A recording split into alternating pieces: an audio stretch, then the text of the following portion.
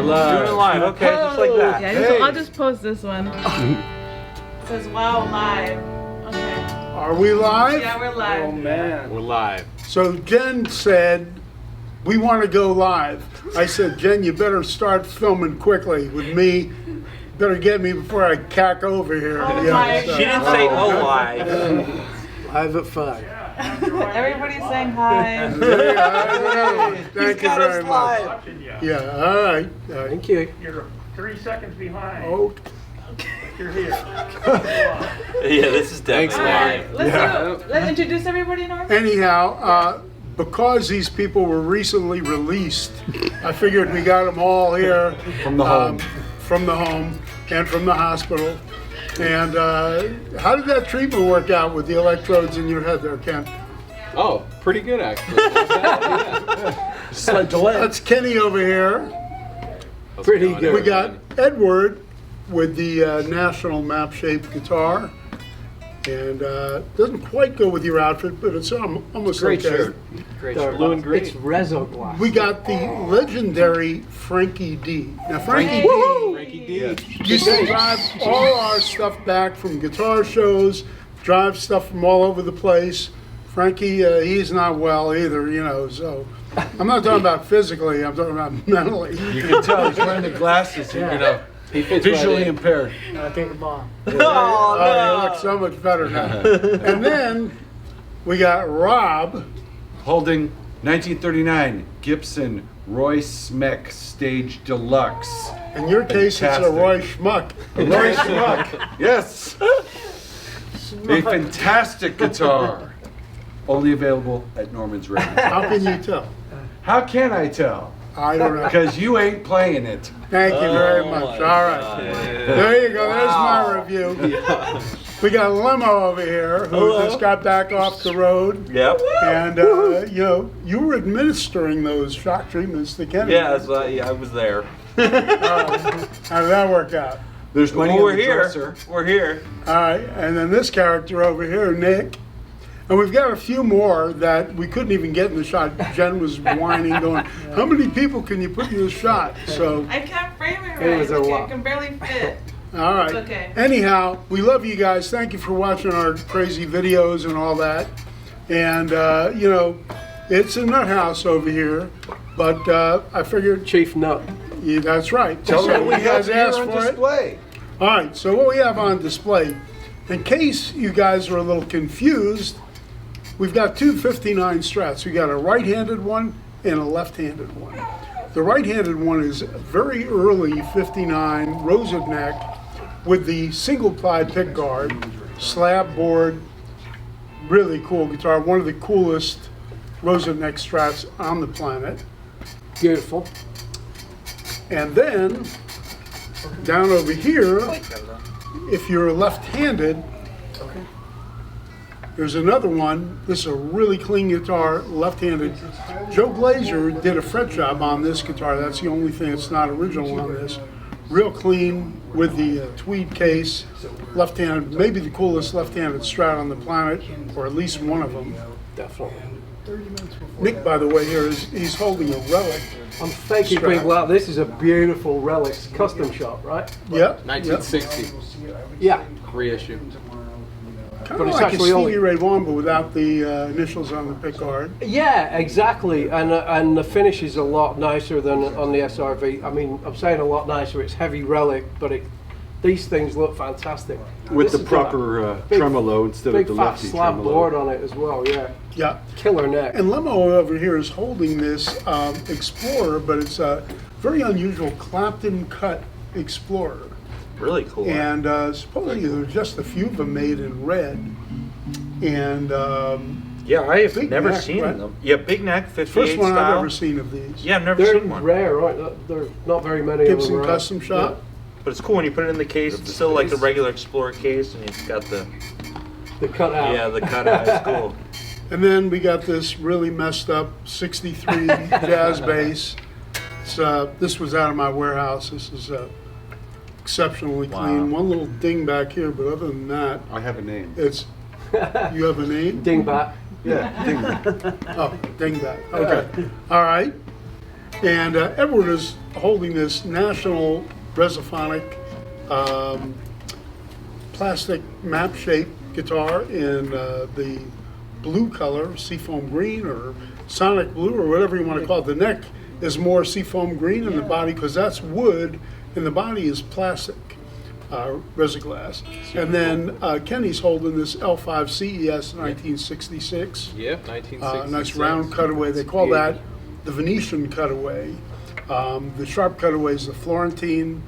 The Venetian is a round cutaway. I haven't seen one of those in a bit. Yeah, it's been a little Guitar. while since we had any of those. So I don't know if any of you guys have any questions for us, and if it's Norm, why are you such an idiot? I've already answered that before, so, you know, what can I tell you? Hello. Hi, everybody. Everybody, hey. A lot from Italy. There's people Buongiorno. everywhere. Oh, say some of the questions. All right, Norm, is there a guitar that Norm will never ever sell? Ooh, I like that. Well, there's a lot of guitars that Norm may not be around to sell, but no, there's. What about the Everly? Everly Brothers? Oh, yeah. Yeah, Well, yeah, I have this Gibson Everly Brothers guitar that was owned by Phil Everly. There's a crazy story with that. Apparently, Don came to the gig one day when they were playing at Magic Mountain, and Don kind of messed up the arrangements a little bit, and Phil actually put a crack in the guitar. And the guitar player who was playing with them, Dale Houghton, said to Phil, "Do you want me to have this fixed?" And Phil said, "Nah, screw it, just keep it." And Dale had the guitar for 50 or 60 years, and eventually I ended up with it. So I'm really proud of it. I love the Everly Brothers. One of my favorite bands of all times, the greatest duo of all time. Here's Nick bringing it in.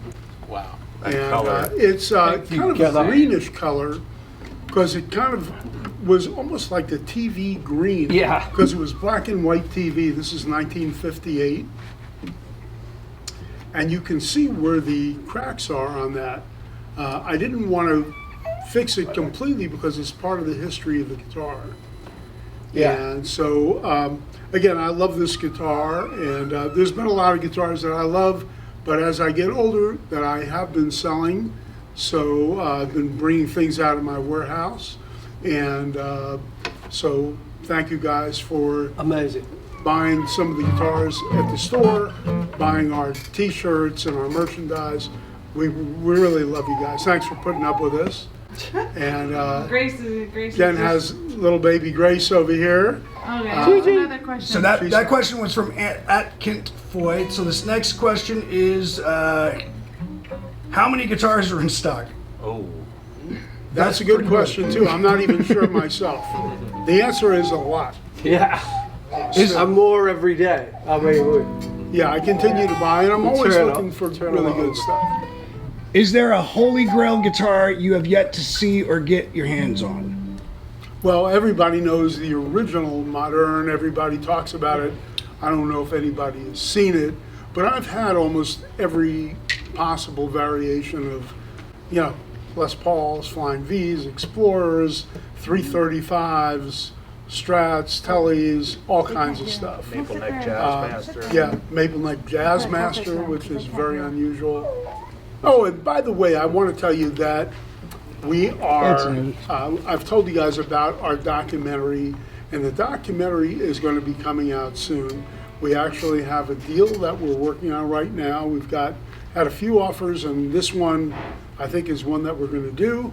So we'll give you guys the info on that. I hope you guys like the documentary. There's so many great people in it. So many of my friends that agreed to be in this that, you know, I didn't really want my daughter to bother some of these people. But like most daughters, she said, "Dad, keep quiet. I'm taking over." And, you know, so everybody from Vince Gill to Joe Bonamassa, Richie Sambora, Slash, I don't want to start leaving people out, Jeff Garland, Jeff Daniels, Malcolm McDowell, Post Malone. Post Malone, Machine Gun Kelly, Slash, Rob Bolger. Rob Bolger, yeah, on and on. So there's a lot of cool people that are in it, and tells the story of the store from kind of day one. And you know, I hope you guys enjoy it. You know, let me know once you get a chance to see it what you think. And thanks for all the support. I mean, we have received more love really than any store deserves. And, again, I love you folks for patronizing the store, for watching our videos, all the stuff that you do. And I really mean it. I mean, and all these guys are friends. I'm really so blessed to be able to work with really great people. And we also have Masa and John, and we have Leonard, Joey over here also. And most importantly, Jen. And most importantly, Jen, who's hiding out with the baby. She Our is media queen. Den mother. Okay, another question. All right, what are the employee favorites at the moment? Guitar favorites. Michael, I'm- Well, we just got this today, and I really like pretty that. cool, I yeah. really like that guitar. Go to the side. This It's got one? it's Don't got give me a a shot. Yeah. baseball bat neck. It's like a massive view, and it just rings like a champ. and this was made to be kind of like Clapton's, where it actually Yeah. had part of the body modded. Yeah, I always thought he'd done that, but apparently it was the guy before Eric that had it, and Eric bought it in 1974 and immediately played a bunch of gigs with it. He said he got it in New York. At Yeah, a shop. And Yeah. he thought But it it's a was 58. like an original prototype, but he found out later the guy before. Yeah. Yeah. but it was a 58 with PAFs, the real thing. So, but this So- guitar is actually really cool. And a lot of you guys, by the way, too, want to know how I found some of these guys. And, so Nick and I have been friends for many, many years. Yeah. And same with John, who's our amp tech and guitar tech, and Masa, who I've known since he was a young man. Yeah. Rob worked for me in my very first store. And he was a 14-year-old kind of punk rocker. He would come in, and we would play all kinds of terrible tricks on Rob. He took the brunt of, he got quite an education working for us. You know what? When people go, hey, where'd you go to college? And I go, University of Norman's Rare Guitars, because everything I know about being a man in business and life, I learned from him and his old partner Dan Duran and all the other cast of maniacs that have Cast of thousands. Yeah, cast of thousands. It's a true education. Yeah, just come in and let me do something. So come in, polish guitars, and take out the trash. A couple days after school. Yeah, and I was here and every we would day. do things like, this is, I hate to even talk about, but I think you'll find it interesting, this is personal.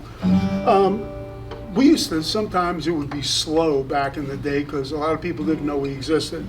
And we would have poker games in this store. And there would be a bunch of people sitting around with a bunch of cash on the floor. Yeah. And then Rob would come in and we'd say, Rob, could you do this? Could you do that? And we had a bunch of sore sports. And every once in a while, somebody would lose a hand on a lot of money, and they would throw the cards up on the roof. And then we'd put a ladder up there and we'd say, Rob, could you do us a favor and go grab the cards? Rob would go up there and then we would remove the ladder. And Rob would be going, screw you guys, how would you do that to me? And we'd be going, we got a kick out of it. When it was raining and it was cold. geez. And I left my jacket inside, so, thick But skin. it was How many done times they in, lock you in the store fun. and leave? Yeah. Oh, man. And of course, Nick worked with a friend of ours in London who we used to play some terrible tricks on too, our buddy Oh, yeah. Chris. Well, I thought it was hilarious, but Yeah. He had a T-Bird, I think it was about a 62 or 62 63 T-Bird. Yeah. And one day we went over to the store and we got a can of sardines. Who's we? It was the heat Me of and summer. Dan and Rob. Yeah. And we opened up the can of sardines and put it under the seat of the car. And then Chris discovered it about 3 days It later. was the middle of summer as well. And, It was yeah, baking. Oh, no. smelling like fish. Frankie D, I'm not sure where I found you. I mean, I started at your store, the little one in the middle, next to the That's right. Open Yep, Pizza. the first one. Yeah. The first one. he used to come in and he would leave deposits on guitars. And he's known, his real name is Frank Garcia. But Frankie would leave deposits on guitars and then never come and pick them up, and then he'd come back and forfeit his deposit. He did that a few times, and we said, Frank, we love you. We're not going to take any more deposits from you because you're not coming in and finishing the deal, and you're losing your deposit. We're not going to take any more from you. So we changed his name from Frankie Garcia, Frankie G, to D. Frankie D. And the For D stood for duck. Yeah, because we loved him so much. And he would go, is the D on? Yeah. You know, so anyhow, what can Legend. I say? Great to have Legend. Frankie here. Legend. Edward, we found him at another competing store, friend of ours. We pilfered him. We pilfered him. When Michael and Kenny went out on the road, I needed a couple guys, so we got Joey and Edward to come in here and fill in, and now they're part of the gang. We've got Leonard over there, occasionally comes in and helps us out. Leonard is Yeah. another story also. He's got his face covered because he's wanted in a few And, states. And you can get Joey back there too, you know, just Hi, wanna Joey. put a face to the Joey. voice. How you doing? And then Kenny was playing in Michael's band. Yes. And Kenny actually, I have to say, very talented, plays a lot of instruments. He's a drummer in the band, great drummer. Great drawer. But he plays really good guitar. Yeah. I love guitar And- very much. You studied saxophone too Yeah. in school. Yeah. Studied sax, music theory. Yeah, I went to college for sax. So yeah. There you go. Nice. And with all that education, he wound up here at Norm's Yeah. Rare Guitar.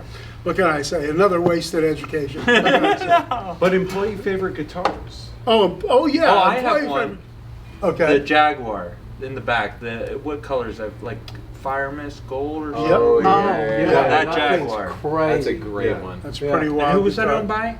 It was owned by Bobby Rydell, who gave it to Frankie Avalon. That's right. Right. And I ended up getting it from Frankie's son. I had sold it, and then I actually had a chance to buy it back, and we got it signed on the back by Bobby Rydell. Right. It's definitely one And of them. Amazing. so that's definitely one.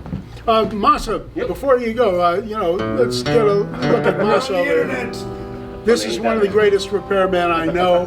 Yeah. And I mean, I've Perfectionist. known him since he was a young kid. And he always wanted to work at Norm's Rare Guitars. At least that's what he said in the documentary. So we made him pay us to work for us. So, Rob, what do you like? This Roy Smeck. This is my go-to guitar. It's Roy Smeck Conversion. Started life as a Hawaiian guitar, and then the likes of Jackson Brown, Ry Cooder discovered the merit of having the necks reset and shaved down and turn them into Spanish guitars. And this is a cannon. Everyone who plays this guitar is marveled by how loud it is and how great it sounds. So this is my employee favorite guitar. Okay. Sweet. Edward? I gotta say, we can- I do like this guitar. It's not my thing, but it's plastic and wood, and it plays great. I just put my hands on it. Other than that, I am an SG man, and I love our black SG Custom up there. That is a cool one. Yeah, that's a Yeah, new just Gibson got it in. guitar. By the way, I just want to say, a lot of the companies right now are making some of the best guitars that they've made in years.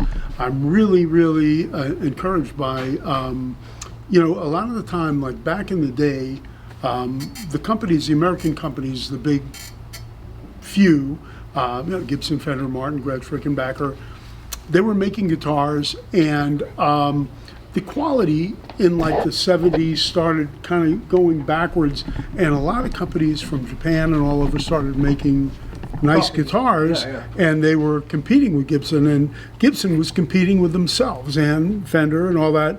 They're going, why are people paying so much for these old guitars? Yeah. Well, the old guitars, they really got it right, and that's the premise to my store, is that the old guitars were made really great. But the new Gibson stuff, and Fender and Martin and Gretsch and Rickenbacker, they're making some wonderful guitars now. They're really starting to shine And again now. so Yeah. we've Especially got Gibson. we've got it all. We've got new ones, we've got old ones, we've got used pro quality guitars. Yeah. So we've got something for everybody. So Kenny, I know you like that Yeah, guitar a lot. 1964 Gibson Hummingbird. It's a refret, but it sounds amazing.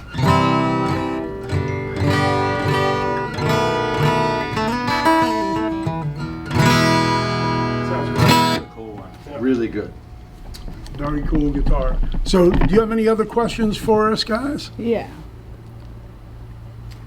All heard that a Les Paul is a good guitar. Is there one in that picture? All right, that's not. There's not one in this picture, but we What do kind of have some question Les is that, Paul. Joey? That's what they're asking. There you go. You have to I'm look at waiting it for first. that. They want to know, are there guitars in heaven?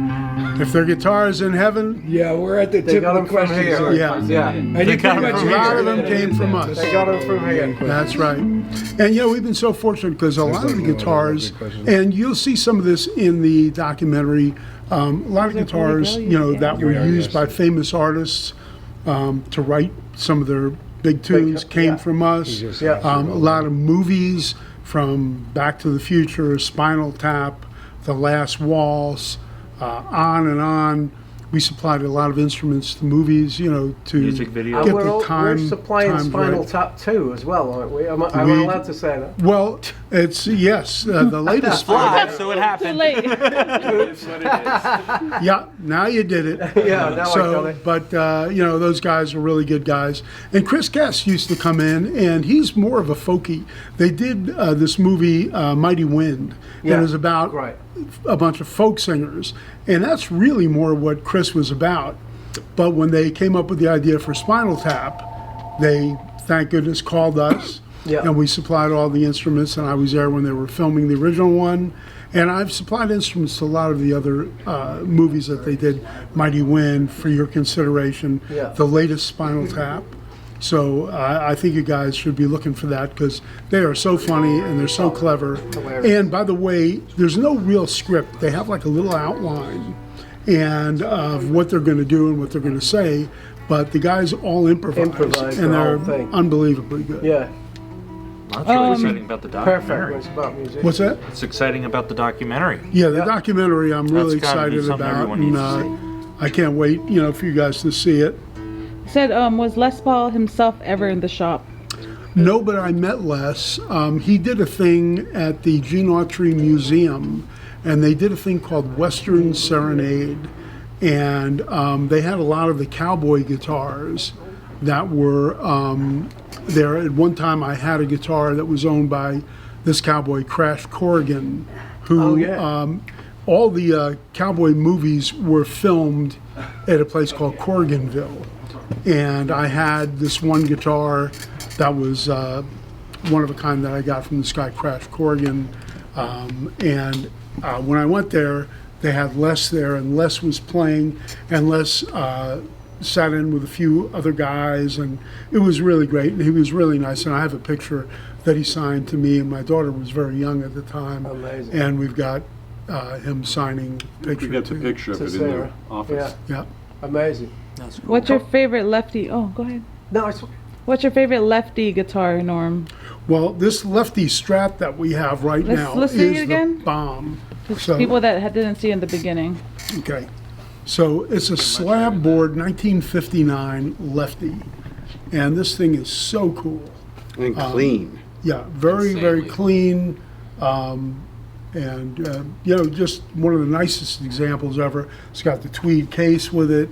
I'm left-handed, but I learned to play right-handed because when I was a kid, you had to wait 2 years or a year and a half to get a left-handed guitar. So a lot of people opted to learn to play right-handed. Yeah. So I learned to play right-handed. That's why I'm probably not that good because I learned wrong-handed for me. At least So- you did it. My dad Nope. didn't even bother because he was left-handed. Yeah. So at least you Well, went for it. We've got a lot of other lefty guitars, a lot of other pro quality, really nice stuff. And we happen to have more than we usually do right now. yeah. We got a bunch of lefties right now. Norm, do you Rickenbackers, love Les Paul? ES330? Well, I'm sorry? Says, does Norm love the ES330? I happen to love an ES330. The cool thing about the ES330 to me is it's kind of a lazy man guitar. You don't need to plug it in. You can sit on the couch and watch TV. You could hear yourself playing like the 335s, 45s, and 55s because they have the block of wood in the middle. Yeah. There's not a lot of acoustic sound coming in, but 330s just really work. And they sound, the P90s sound fantastic. Also a as well. hot seller lately. Yeah, Yeah. we can't keep them in. They are, they went from something that was kind of overlooked to something that people are kind of been People are going nuts for it crazy. now. Almost yeah. those in the Yeah. offsets. We used to have all Yeah. Jaguars on the wall and stuff, but People are eating them up every time we get them. Well, I think a lot has to do with Michael playing Jaguars and Jazzmasters primarily, that, you know, all of a sudden people realized what great guitars they were. They were actually above a Stratocaster Yeah. in the Fender line. When they originally came out, right? Yeah. They were, yeah. There's a lot of great modern guitar players that are playing them now, and it's just a cool thing to see. But yeah, it's those in the Well, 330s. there was Robert Klein and Nels couple Klein other from guys, Nels Klein. Wilco, and Yeah. so many bands There are that a bunch of are English just bands. doing it now. So Jay And we're Mascis. even yeah. seeing stuff like, you know, Music Masters, Duosonics, and Yeah. Mustangs, which are good guitars. You know, our buddy Tomo, yeah, who was Michael's teacher at Berkeley. Yeah. A lot of times we see some of his videos, Tomo Fujita, who's a fabulous guitar player. yeah, And he uses them, and man, they sound great. Yeah. they do. Sound fantastic. So, But they were originally student guitars, right? They were Right. slightly shorter scale. So, but the But- thing is, they're really fun to play. but it is 95% the player. And, you know, so again, you got to have a good tool, but, you know, it's really the player. So, Okay, what is the best sounding guitar you've ever sold, Norm? Ooh, the best sounding guitar that I've ever that's sold. a hard one. Yeah. Man, I've sold a lot of really great sounding guitars, and it's really hard to say because it's really, again, more about the player. So, I mean, there's certain players. I mean, I've sold Joe Bonamassa some wonderful guitars, but Joe could pick up any guitar in here, including a Squire, and make it sound fantastic. But, and speaking of, and I shouldn't even say this, but in all truth, I got to say,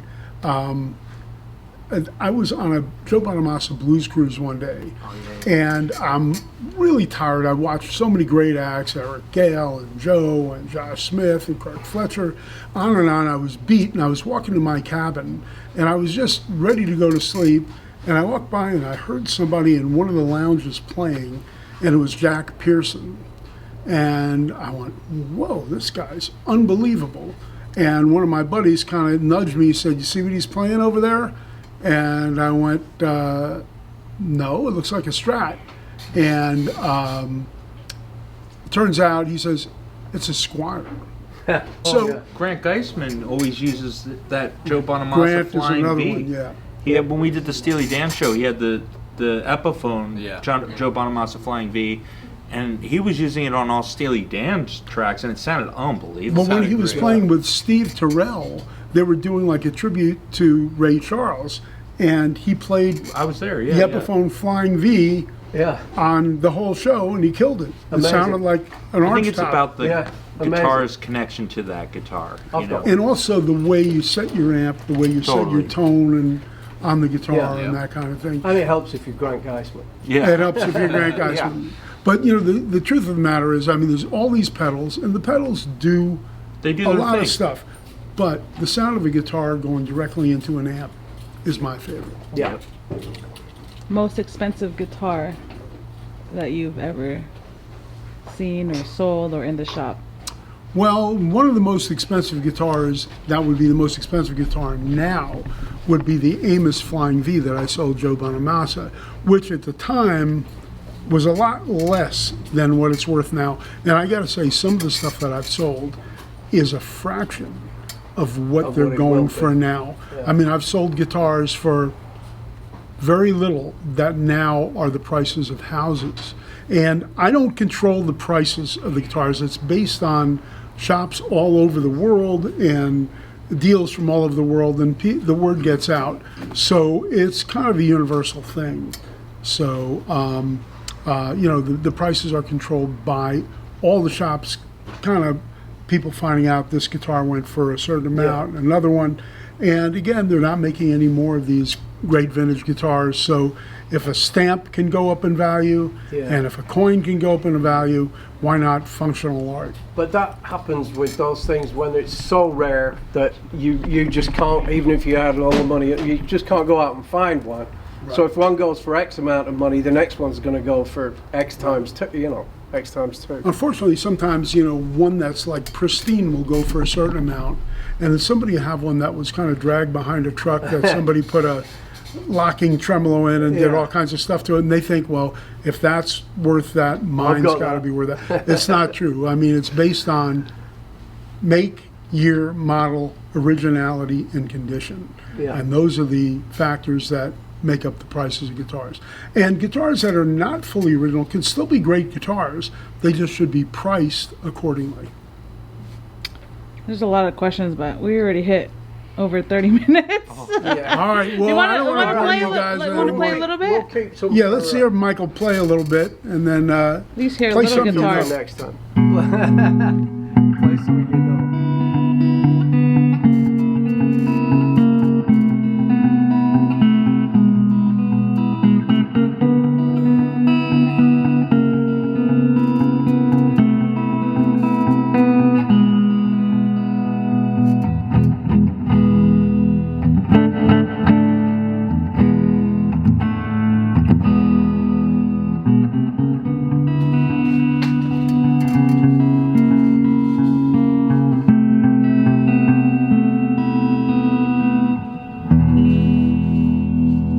there isn't a guitar that I've ever had that could make me sound like him.